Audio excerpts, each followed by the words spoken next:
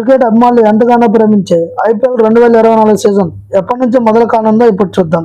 ఇక ఒక జాతీయ మీడియా తెలిపిన వివరాల ప్రకారం ఈ ఐపీఎల్ 17వ సీజన్ మార్చి 22 నుంచి మొదలయ్యే అవకాశాలు ఎక్కువగా ఉన్నాయి. ఇక ఈ సీజన్ మే నెలలో ముగిసేటట్టు చూడనుంది.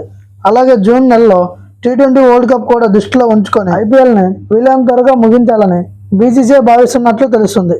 ఈ ఏడాది ఎలక్షన్ ఉండడంతో సగం మ్యాచ్లు ఇండియాలో, మిగతా సగం మ్యాచ్లు విదేశాల్లో నిర్వహించనున్నట్లు తెలుస్తుంది.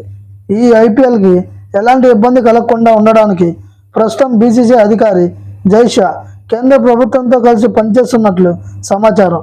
మరి ముఖ్యంగా భద్రతా విషయంలో చాలా జాగ్రత్తలు తీసుకోనున్నారు. ఇక ఇంతకుముందు 2019లో కూడా ఎలక్షన్ జరిగినప్పుడు కొన్ని మ్యాచ్లు విదేశాల్లో, మరికొన్ని మ్యాచ్లు ఇండియాలో జరిగిన సంగతి తెలిసిందే.